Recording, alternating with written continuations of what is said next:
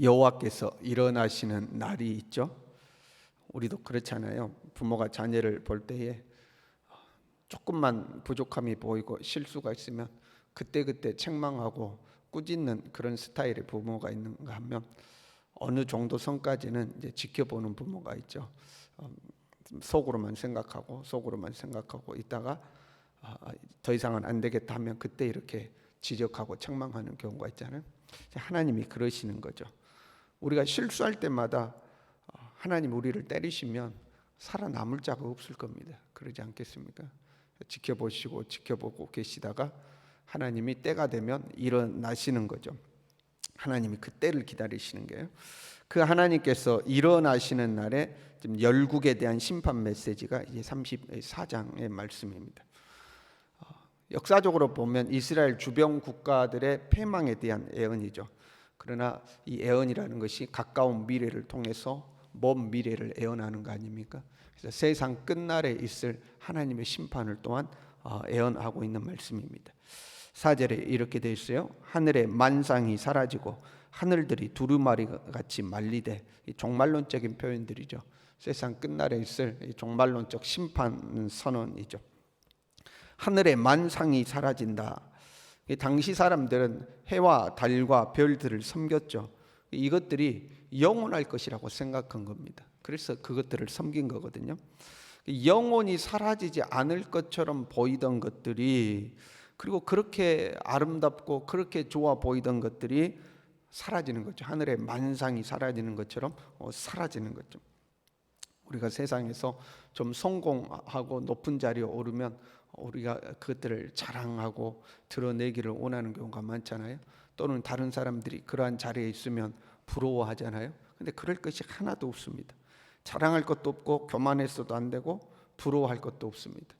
그렇게 영원할 것처럼 보이는 것, 그렇게 아름답고 좋아 보이던 것들도 지푸라기와 같이 사라지는 날이 오는 거죠. 포도나무 잎이 마름 같고 무화과 나무 잎이 마름 같으리라, 이렇게 되어 있습니다.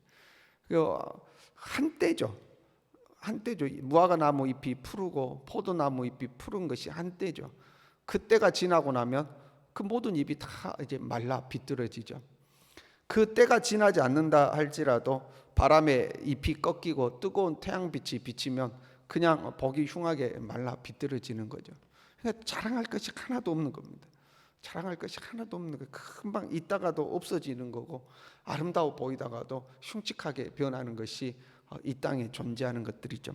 그래서 이사야 40장 8절에는 이렇게 말씀해요. 풀은 마르고 꽃은 시드나.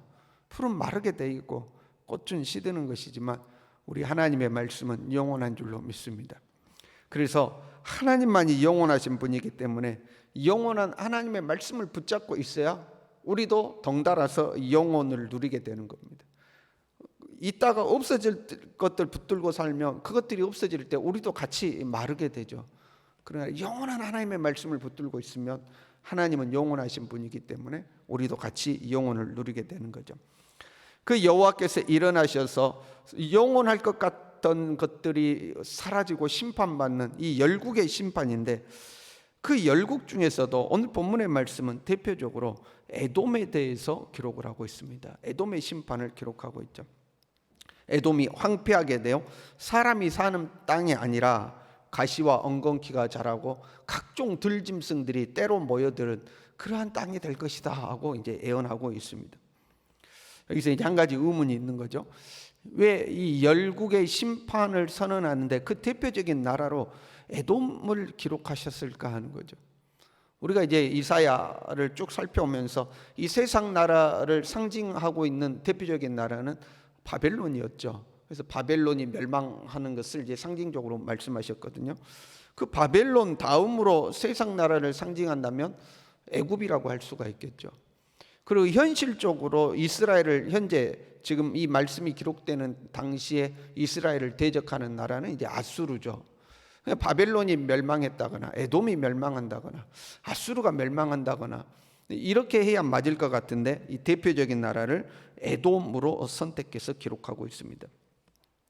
그 에돔도 끊임없이 이스라엘을 괴롭혔던 민족이기는 합니다. 그러나 에돔은 그 전에 이스라엘과 형제 나라죠. 형제 아닙니까? 야곱과 에서 쌍둥이 형제죠. 야곱과 에서 쌍둥이 형제죠. 한 사람은 하나님의 선민으로 구원의 백성이 되고, 한 사람은 그 선민을 괴롭히다가 심판받는 민족의 이제 조상이 되는 거죠. 그게 에서고 에돔이죠. 야곱이 선민이 된 것은, 선민으로 선택받은 것은 전적인 하나님의 은혜였습니다. 어머니 뱃속에 있을 때부터 하나님께서 이 야곱을 선택하신 거거든요. 전적인 은혜죠.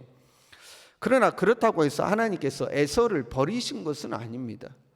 야곱을 선택했다 하는 것은 이 온 인류를 구원할 메시아의 조상으로서 야곱을 선택하신 거지, 에서라는 한 개인을 하나님의 백성이 너는 아니다 하고 버리신 것은 아니죠.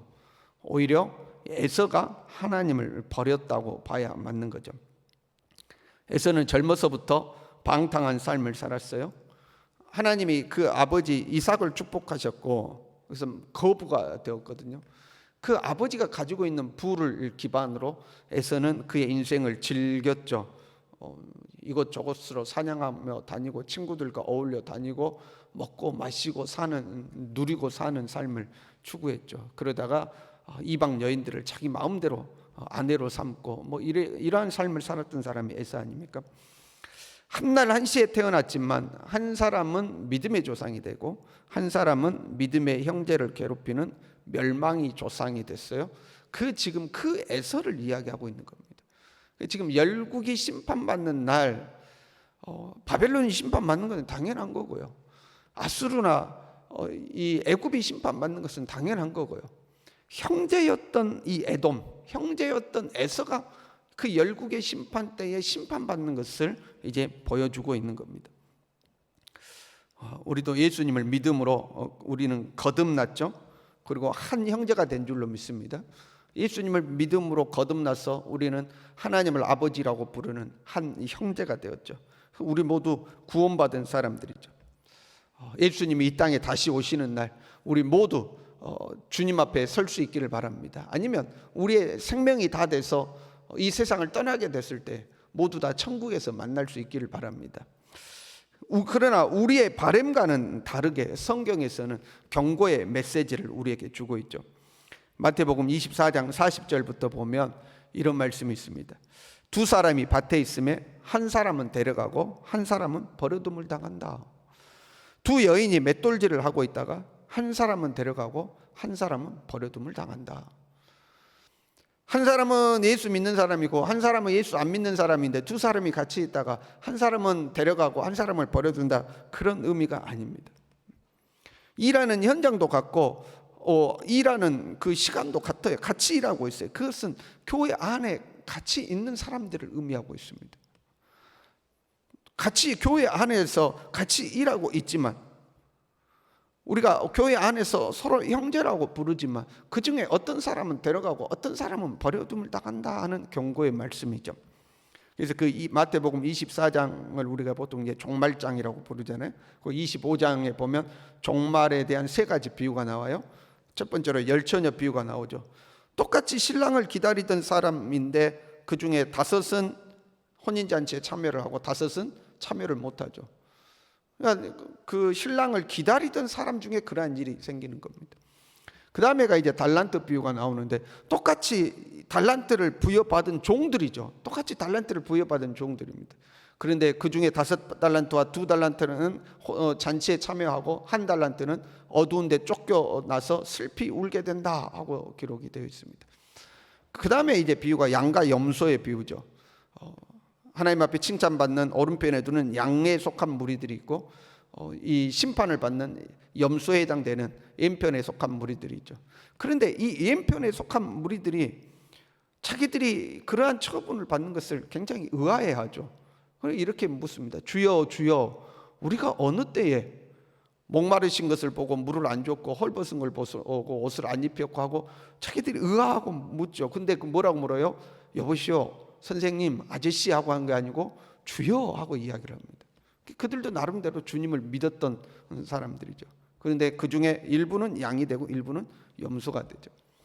그러니까 우리가 서로 형제라고 부르고 교회 안에 있고 하나님 안에 있다고 하는 사람들 중에 한 사람은 데려가고 한 사람은 버려두고, 한 사람은 야곱이 되고 한 사람은 에서가 되는 겁니다. 그걸 이제 경고하고 있는 거죠. 마태복음 24장 48절에는 어떤 사람은 데려가고 어떤 사람은 버려둠을 당하는가에 대한 그 이제 힌트의 말씀이 계속해서 기록되어 있는데요. 그 버려둠을 당한 종들에 대해서 이런 표현이 나옵니다. 만일 그 악한 종이 마음에 생각하기를 주인이 더디 오리라 하여 동료들을 때리며 술 친구들과 더불어 먹고 마시게 되면 하고 설명하죠. 누구의 삶이죠? 에서의 삶이죠. 술 친구들과 더불어 먹고 마시고 즐기고 살면서 하나님 앞에서의 자기의 삶에 대해서는 소홀히 하는 사람이죠. 그게 이제 에서의 삶 아닙니까? 믿음의 가문에서 태어났지만 먹고 마시고 즐기고 누리고 사는 데는 집중하였으나 믿음의 대를 잇는 데는 소홀한 거죠. 그 부유하게 살면서 누리고 살면서 그 한 끼 굶주림을 참지 못하여서 장자의 명분을 소홀히 여겨버리고 넘겨줬죠. 내가 한 끼를 굶더라도, 내 배를 굶더라도 이 장자의 명분을 소중히 여기고, 지금 우리로 하면 하나님의 백성으로서의 정체성을 소중히 여기고 하나님의 백성으로서의 책임감을 소중히 여겨야 하는데, 하나님의 백성으로서의 정체성은 뭐 그건 뭐 별거 있나? 하나님이 나에게 맡겨주신 그 책임, 그 별거 있나? 그건 소중히 여기지 않고 내 줄임배를 채우는, 먹고 마시고 누리는 삶에만 집중하는 사람, 그게 이제 에서의 삶인 거죠. 그 에서가 하나님 앞에 심판을 받는 게 이 에돔의 멸망이 되는 겁니다. 여러분, 우리가 죽으면 다 천국에서 만날 수 있길 바랍니다. 오늘 새벽 예배 나오신 분들 그대로 천국에서 다 만날 수 있길 바랍니다. 가봤더니 아무개 집사가 못 왔어요? 이러면 이제 곤란하지 않습니까? 제일 불행한 것이 뭐냐면 교회는 다녔는데 하나님 나라에 도달하지 못하는 거예요. 여러분, 이게 제일 불행하지 않습니까? 교회는 나왔는데 하나님 나라에는 못 가요. 그럼 이처럼 불행한 일이 없겠죠. 저와 여러분이 믿음의 백성, 믿음의 형제로서 에돔과 같은 사람이 한 사람도 없기를 바랍니다. 눈에 보이는 팥죽 한 그릇, 눈에 보이는 먹고 마시고 즐기는 것, 이것은 소중히 여기면서 눈에 보이지 않는 하나님의 백성으로서의 정체성, 하나님이 나에게 맡기신 일들에 대한 사명감, 책임감, 이러한 것들은 소홀히 여기는 어리석은 에서와 같은 자가 한 사람도 없이 하나님 앞에 야곱과 같은 선민으로 여호와께서 일어나시는 날 기뻐할 수 있는 하나님의 백성들로 살아갈 수 있기를 바랍니다. 기도하겠습니다.